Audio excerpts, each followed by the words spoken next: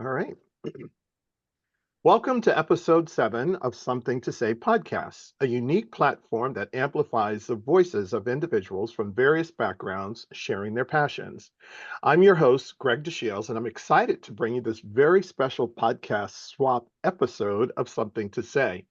Today, we're thrilled to introduce fellow podcasters and our special guests, Leon Thomas and Miranda Kitterlin Lynch. They are the dynamic co hosts of Checking In, a lodging DEI chat, where they dive into critical conversations surrounding diversity, equity, and inclusion within the hospitality industry. We're excited to have them with us today. So let me first tell you about the two of our guests. Leon Thomas is the president of the Leon Thomas Group. His company's most popular services are virtual events, hosting, and directing them. He began his 35-year career as a line-level employee and advanced through the ranks to hold many management positions within the hotel business. Before founding the Leon Thomas Group, Leon served in various capacities with several hotel brands and management companies. His many years of success, along with his fun, energetic presentation style, garnished him the reputation as a popular speaker at industry meetings and conventions. Before pursuing a full-time career in the hotel business, Leon was a distinguished basketball coach and athletic administrator. He is currently a USA racquetball certified coach and runs one of the largest youth programs on the East Coast, a nonprofit focused on giving more kids access to racquetball.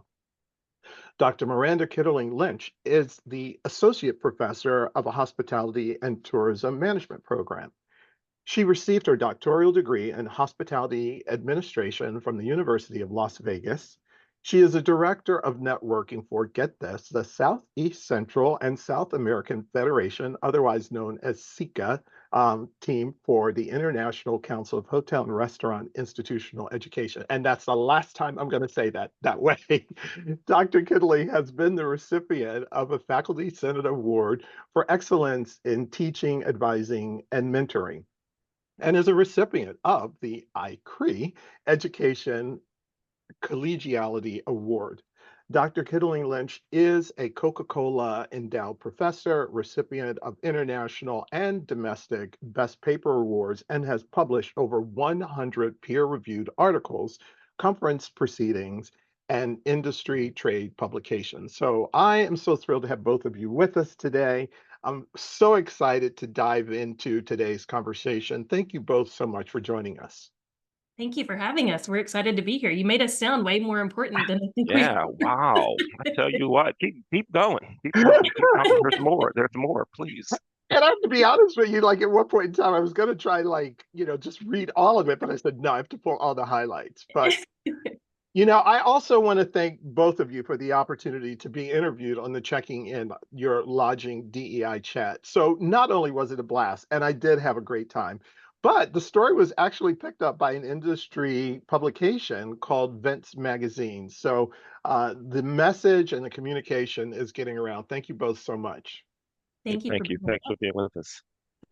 So you both are extremely knowledgeable of the hospitality industry, diversity, equity, and inclusion. And I have to give a big shout out and congrats to you because both of you are making a true difference. And we know that on your show, you've talked to a wide range of industry leaders, and that will really add to, I think, the depth of what our conversation will be today. But before we get into the weeds, it's always fun, at least in our podcast, to get to know you. So we have 3 get to know you questions, and because we have two individuals as our guests, we're going to give both of you an opportunity to answer them. So Miranda, you're up first. So the first question, and then Leon, you'll follow as well. If you could have dinner with any historical figure, who would that be and why? Miranda? Oh my goodness. Any historical figure? I just one. Oh, it has to be me first. Uh can I make it positive or should it be shady? Oh, it can be anyone. It's a fun question just to I think it would have to be any one of our founding fathers because I've got questions. I've got Okay, questions. very good. Leon, how about you? I would have dinner today with Dr. Martin Luther King Jr. Now, not back in the 50s and 60s that I suddenly go there and have dinner with him, but I mean today. I don't know how old he would be today, upper 90s, 100, whatever that is. I would have dinner with him today to ask some questions about the insider experience that he had back then. And I would also, I hate this term. I hate this term. I would also pick his brain about what needs to happen now in several industries. One of them is athletics, and of course, um, hospitality. So I would get his perspective on what needs to happen to make things change. It's so interesting you say that because someone asked me, and about 2 years ago, I received a Martin Luther King Medal of Honor, and it made me think about him. I did so much research about him. And when the question was presented to me, I wanted to, say obviously like my mom or my dad or something like that, but it would definitely be him to kind of like, let me tell you what's happening today. Like, is this better or is it worse? Or, Yeah. so. But wonderful. Both of you had great answers. And Miranda, I should also point out, like you had said, founding fathers. I've actually had some people say, I would love to sit down and talk to Jesus, which was an interesting response. Wow. Individuals who said, and of course, you're like, well, what are you going to eat? Like, so, right. Bread and fish. I need bread and fish. And Right? wine. Yeah. Yes. So let's lighten the conversation a little bit. So Miranda, are there specific daily habits or routines that you believe really contributes to the productivity and the well-being of yourself during the day? Yes, absolutely. And it's going to be a little bit cheesy, but I journal every day, not just inspirational or affirmational, but I have a journal for each one of my daughters that I write in, even if it's just a sentence or two Ah. every day, either about what they're like today or what we're doing, or just, I don't know, like my message to them for when they are older and can no longer get messages from me. Wow, how meaningful. How about you, Leon? There are two things that I do. First, I try to make sure that every day I read a passage in the Bible, and just not to read it, but I try to study it and go deeper into it, and try to make sure that I can apply that scripture that day to my life, and I stay focused on that throughout the day. So that's one. The other thing is because of the racquetball program that you talked about. I love being on the court with the kids. And so I usually Tuesdays are the off day from racquetball because that's date night with my wife.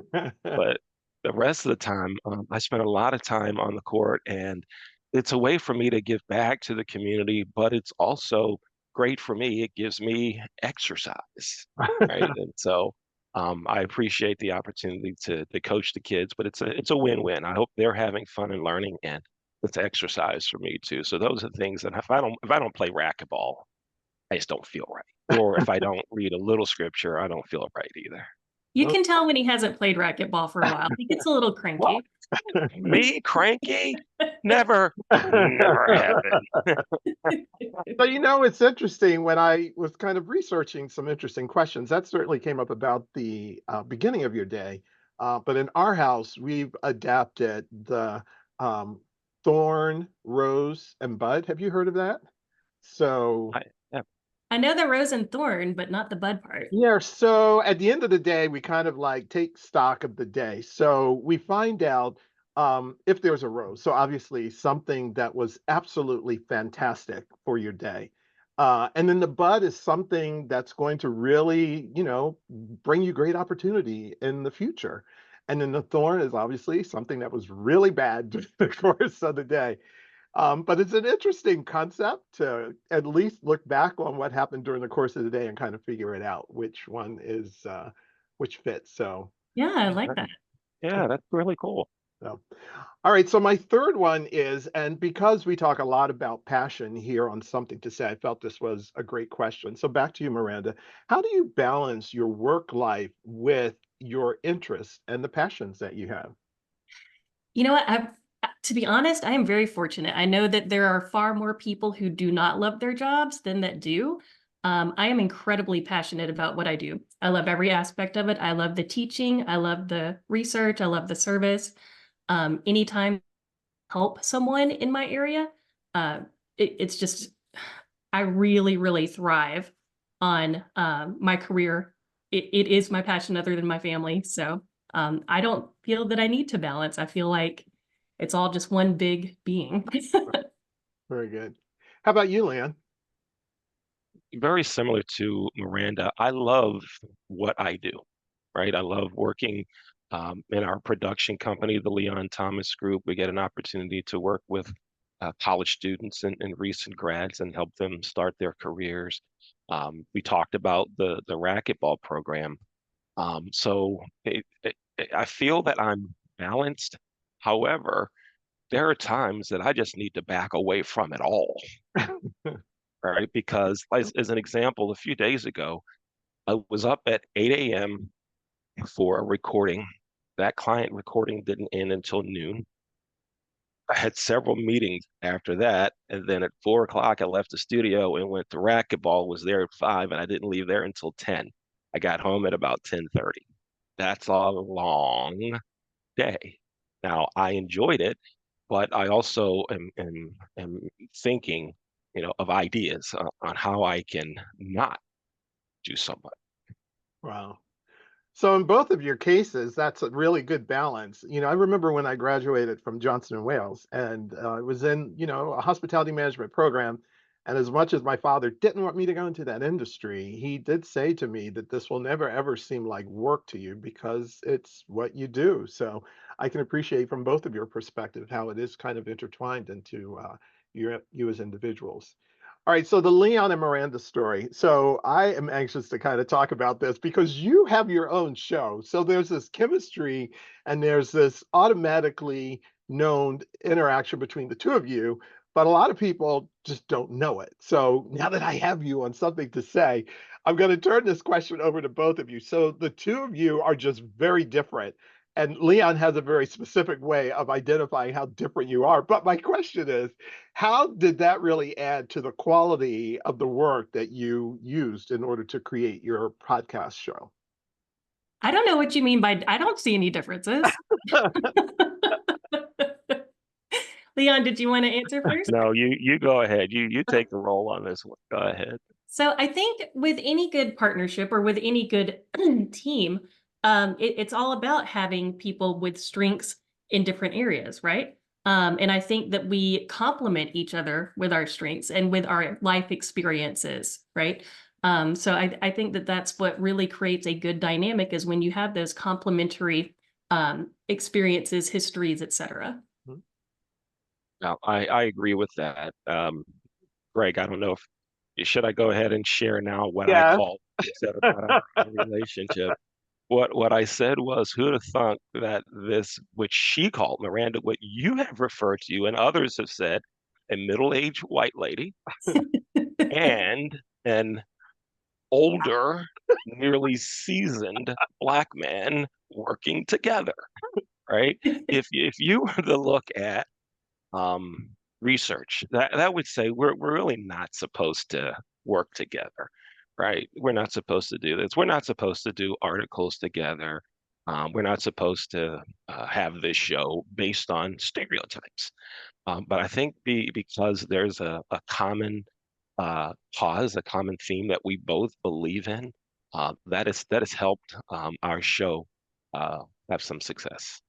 Wow. Yeah, Well, absolutely. I'm thrilled that the two of you did meet each other because you're doing some significant work. But that does take me to the next question. So, how did the two of you meet?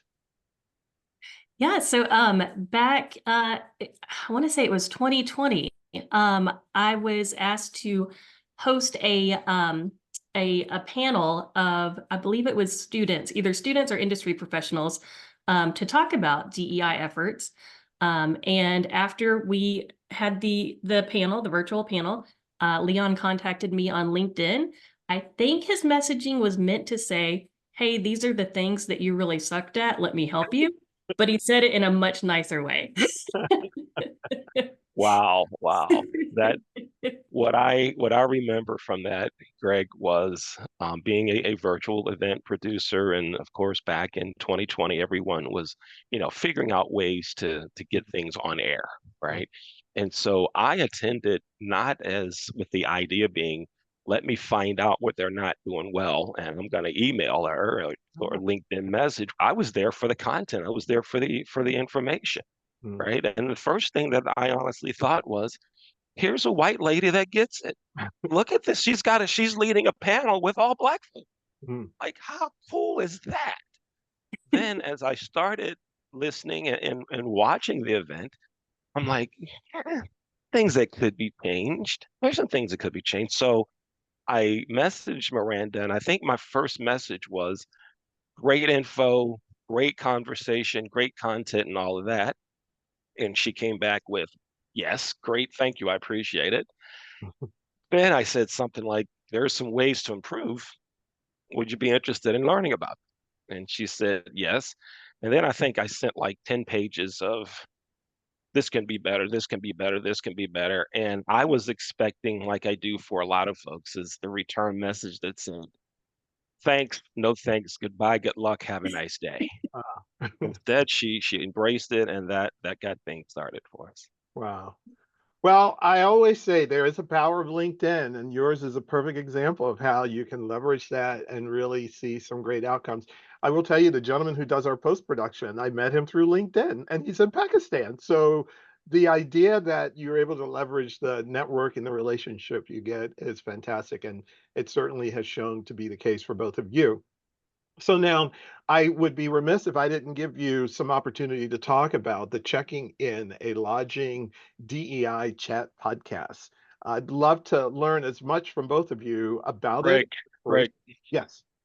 I know this was going to be edited. Can you give me about 30 seconds? I'll be right back. Sure. Okay, no problem. Mhm. I don't know why I got stumped on the historical people question. I am so sorry. I had something ready and it just like flew out of my mind. Oh, don't worry. When we're on air and we do this, it's all editable anyway. So Yeah. I'll send a note to Mohammed and remind him. I don't know why I keep wanting to call him Ednan. That's his last name. His first name is Mohammed. Ah, But I'll ask him to make sure that he edits that as well. And he'll just edit all of this out as we go along. feel free to edit whatever you need. Well, so the interesting thing is he has a 25-minute limit. So he Ah, goes through, so he tries to pull out like all of the real salient points. He's good on the audio. He's excellent with that, like the transition. And I can appreciate that. What hmm, I find interesting is how well he also does video, because that transition can be really challenging to make it look natural. And he does yeah, a really good job with that. So it helps out quite a bit. fantastic. Mhm. Nice. So. And I do value the ability to network the way that we are now. It's yeah. The to be able to reach people across the world and work together. It's just, I don't know, it's beautiful. Yeah. Well, so what it has forced me to do is I have the time for me in the US and the time for him in Pakistan on my phone. So when I'm Yeah. sending a message, I know there's like a huge time difference. Right, right. Thank you to your editor. I apologize, No but problem at all. but He's thank good at you. that. I have to tell you, we were interviewing someone in Scotland, and his interview was going along fantastically. And then all of a sudden he had a coughing attack. And it was on every question that he had a coughing attack. So, Oh my, and he's been editing around that. yeah, Wow. That's wow, that's oof, well done. yeah, yeah. So thank you again. Thank you.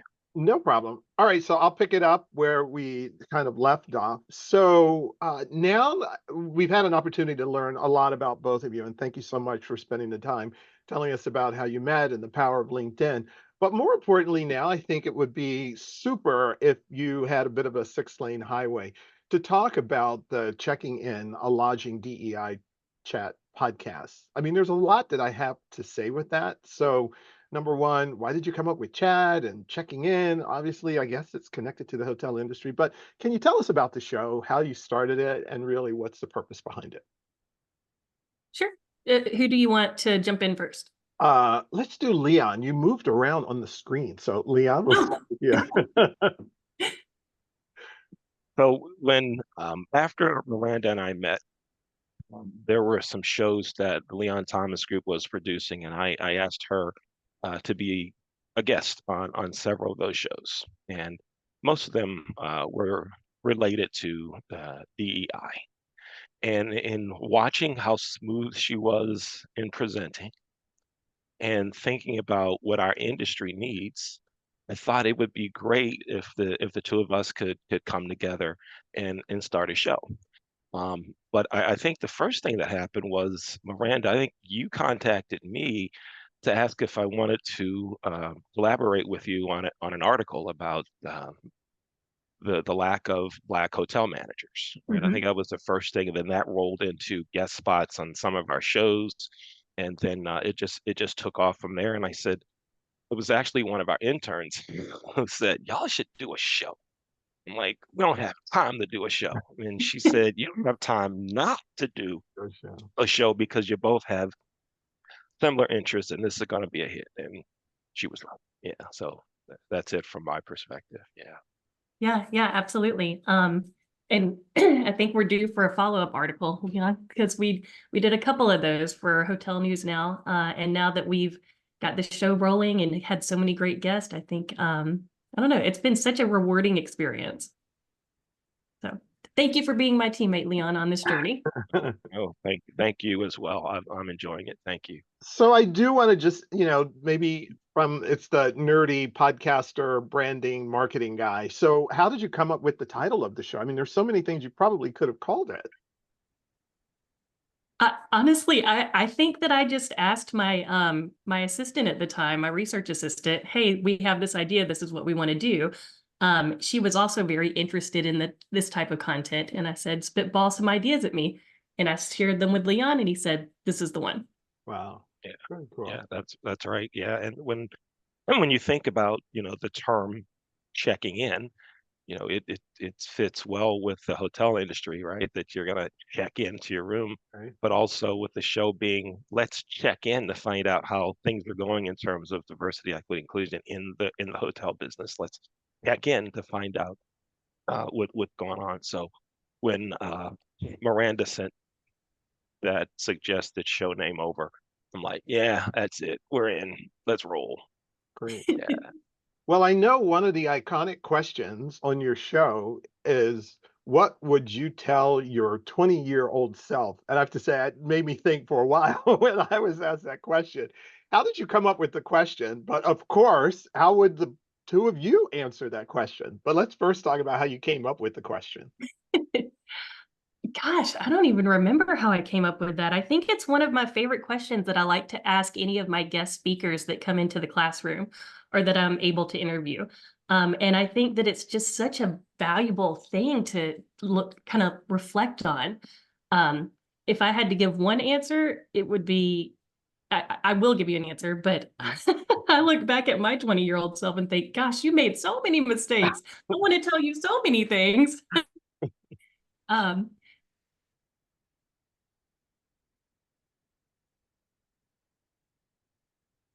Is Miranda frozen? Yes, she is. She is. Uh, my answer to that would be just to dream bigger. I think, is it back? Yes, you're back now. Oh, okay. I think for our industry, there's so many people that are not aware of all of the opportunities and all of the avenues that you can take. People, I believe, kind of get pigeonholed into just a couple of the types of opportunities that our industry has to offer. And I think I was one of those people. I wish that someone had told me and my 20-year-old self, it's so much bigger than that. You have so many more opportunities. Right. How about you, Leon? Yeah, for me, it would be to listen to folk that are truly trying to help you. And here's why I say that. At 20 years old, I had a serious for real internship at Robert Morris University, where I went to college. I was also a JV basketball coach my sophomore year of college, which just doesn't happen that often, right? I wanted to be the basketball coach at UCLA. I mean, I had big time dreams, but I didn't share those aspirations with folks that were in a position to help me. Instead, I shared that information with people who really weren't in the industry and a bunch of naysayers. So the first thing is reach out to those folks that are doing what you want to do and ask them for help. It's surprising how many people will be your mentor. The second thing is I would take academics more seriously. I mean, I went to school before we even had computers, right? You had to go to the library and copy and write things down. And I'm like, I'm not doing that. No, if it's not in this book, it ain't happening. I'm not doing any additional work. I wish I would have become a book nerd, you know. So imagine how cool that would have been. Here's this guy that's coaching basketball, working in the athletic department, and he has a 4.0, right? That would have been it. So I always tell folks now, share where you want to go, get people to help you. So that would be my advice to the 20-year-old Leon. Well, we should also clarify for our audience, when you said that there weren't computers, that doesn't necessarily mean it was in the 1800s or anything like that. Well, we It was the we didn't have, 1900s.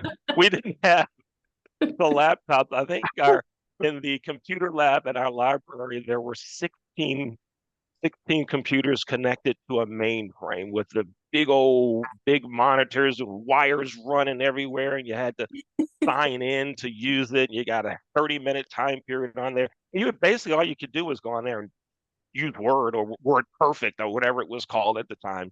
That was it.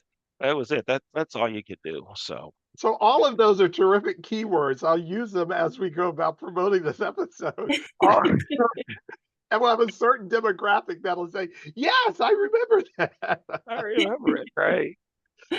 All right, so I do want to dive into some serious conversation because the two of you are very much entrenched in it. So we have some industry questions, and I really want to put those in the perspective of the work that you've been doing with your show. So the first is, what are some of the notable trends or developments that you are seeing as it relates to diversity, equity, and inclusion in the hospitality tourism industry? And I'll let both of you respond to that. Um, I I'll start with the thorn, if you will, that I'm seeing. I think depending on where you are in the United States, efforts have been somewhat stifled.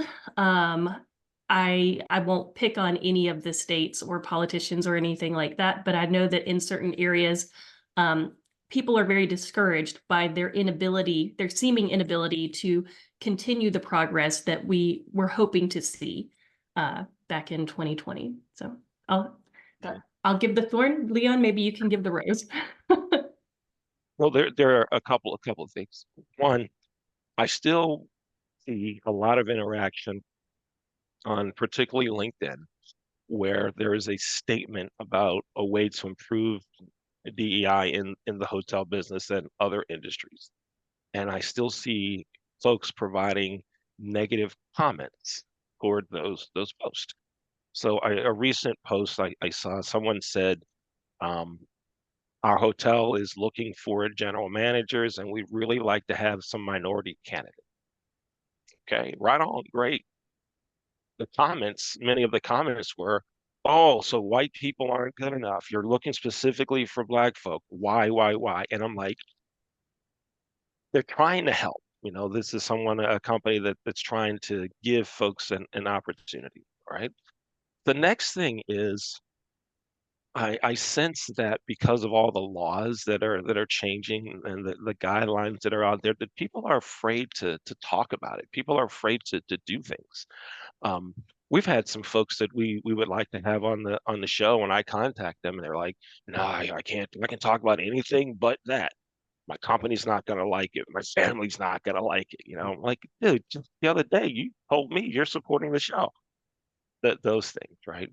So that's what those are trends that I see.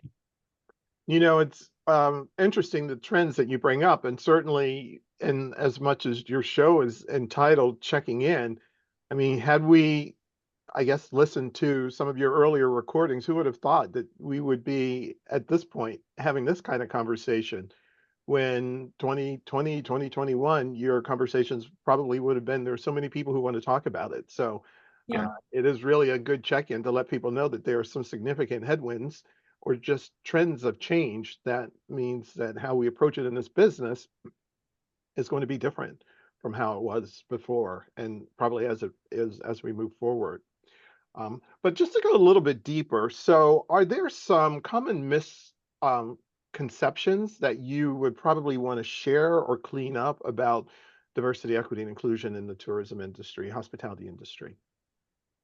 I think the first one would be don't be afraid to talk about it. And I know that when I first started working in this area and learning in this area, I for sure was afraid to say the wrong thing. And I think that's a big reason why people are not talking about it, because they don't want to say the wrong thing because of cancel culture, et cetera.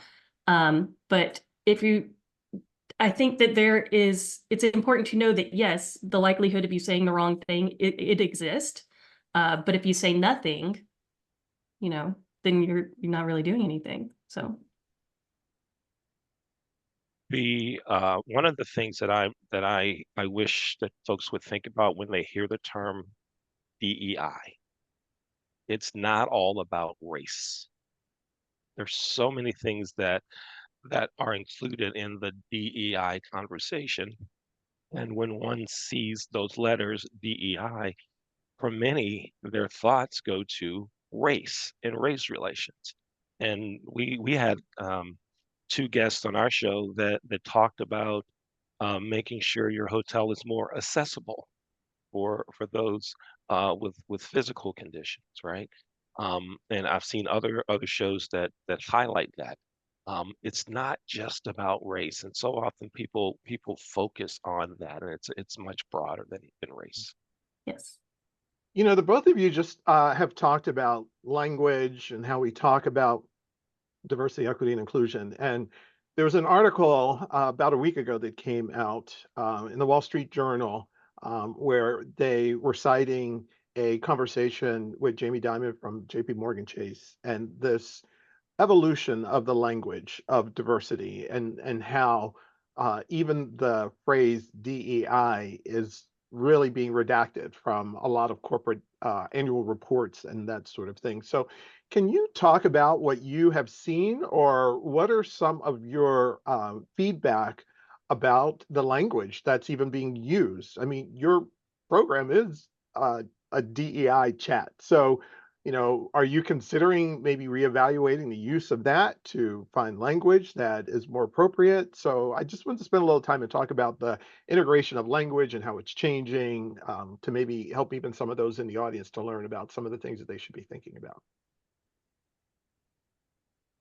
One of the things that I often think about for any DEI podcast, educational session, or whatever, is that the terms that we use are so important. They're critical in how we communicate. So I'll give you an example.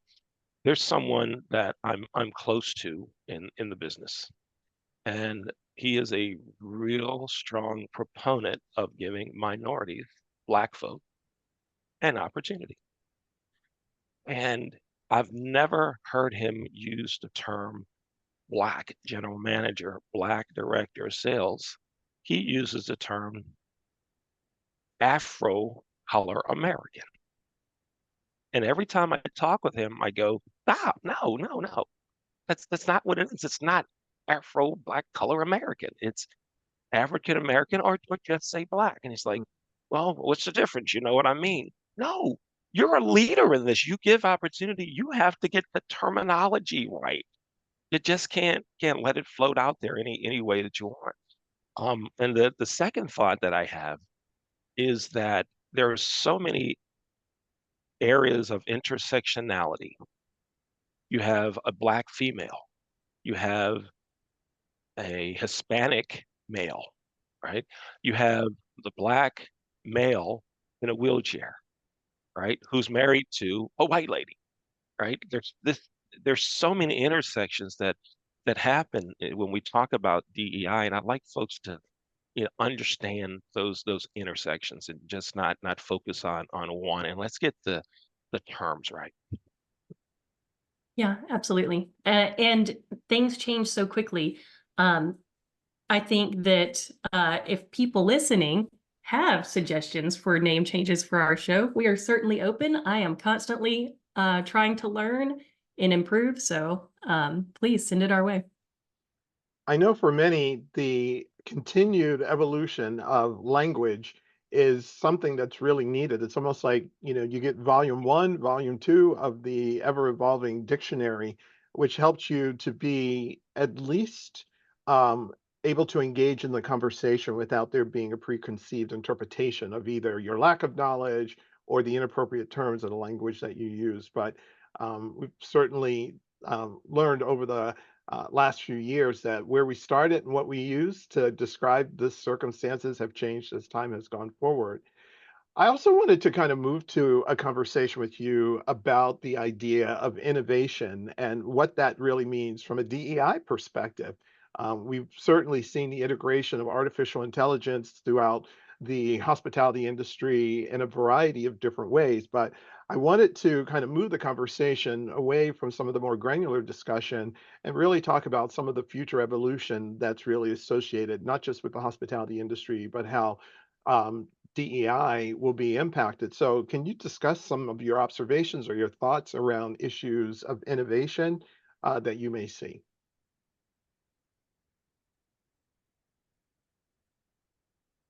Well, I think that we I think that we still see a lot of the same problems today that we saw 5 years ago, 10 years ago, 20 years ago.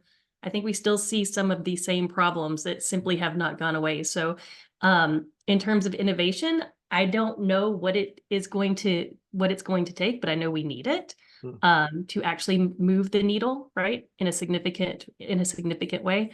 mm. I think if I had the answer to that, I wouldn't be here. I'd be on my private island because I would have solved all the world's problems. How about you, Leon? Well, one of the innovative pieces that folks have been talking about for the last 18 months or so is the use of AI, right? And I read, I've read many articles that talk about how AI is great, but you have to think about who is doing the programming for it.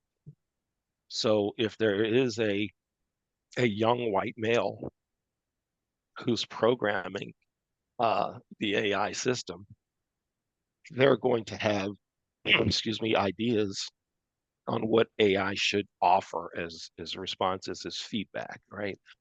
If you were to have a very seasoned African American man, I may program it differently. Miranda may program it differently. Greg, you might program it differently. And so I see so many folks are putting a lot of effort and weight in. If AI said it, it's true. If AI said it, it's real, it's right. And it's not always that way. And all of your listeners, in academics, I promise you, you don't want to rely completely on AI. Okay. It's interesting because we did have a conversation with a producer of Black Travel. And her concern is the evolution of the use of technology and consumers' ability to make a choice and where they get that information. But what she had noticed that there was a lack of content that related specifically to Black or Hispanic or diverse businesses. So to use an AI tool, it will only give you what it has. And in some cases, I think there's even a disclaimer that says that, to the records of which we have, this is what we deliver to you. But there's a big gap Yeah. of content that Greg, could be available. excuse me, please. I got to take a 30-second again. Okay, great. That reminds me of, like any new innovation is going to be threatened by these same limitations. Mhm. I was just thinking about the seatbelt and how it was only tested on men, right? or even medications were only tested on men. And so I think you can see examples of that through history, right? Yeah. Of how our new tools are limited based on how they were created. Absolutely. Yeah, and the discussion around how the use of innovation and technology and its um, need to be more of a common tool for customers to engage makes it even, something that probably there's not a focus on what that means from being diverse, but more in Yeah.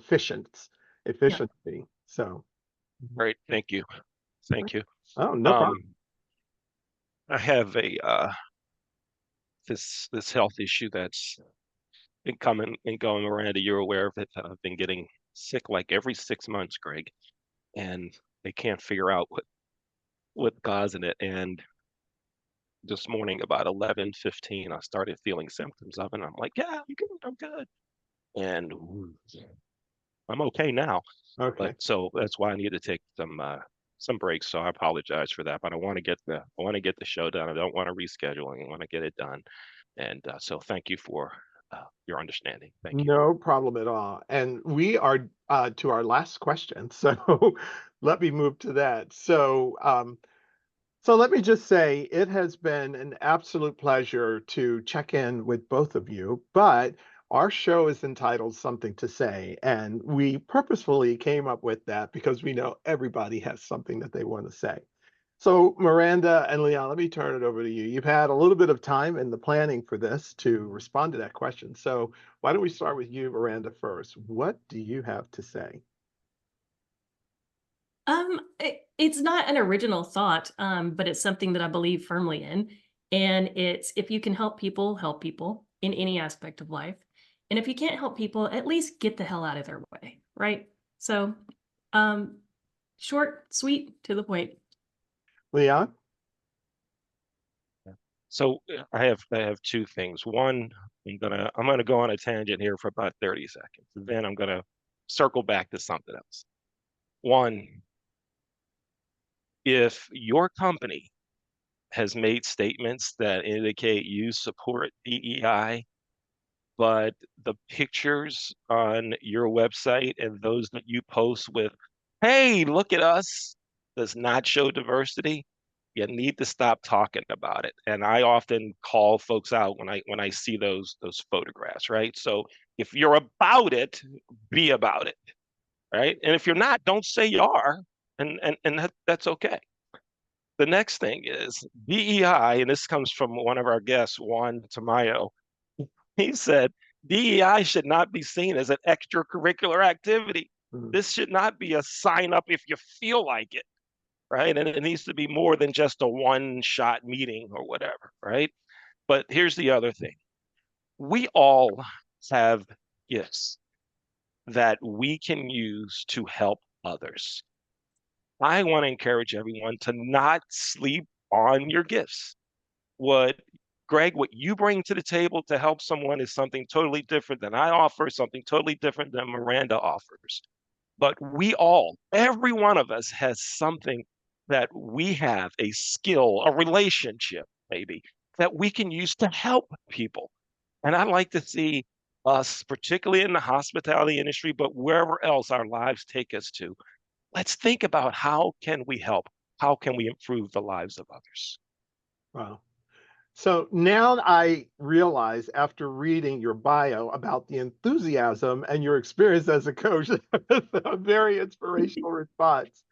So, Leon and Miranda, I want to thank you both for this special swap episode of Something to Say. Your passion and your insights are truly words that will inspire and influence individuals to connect with their own passion. So, thank you both for being a part of today's show.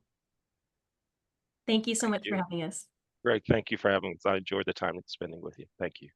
So that's a wrap for this special swap episode of Something to Say. Stay tuned for more inspiring conversations and voices from individuals from diverse backgrounds sharing their passions. So until next time, this has been Greg DeShields. And that's it. We're done.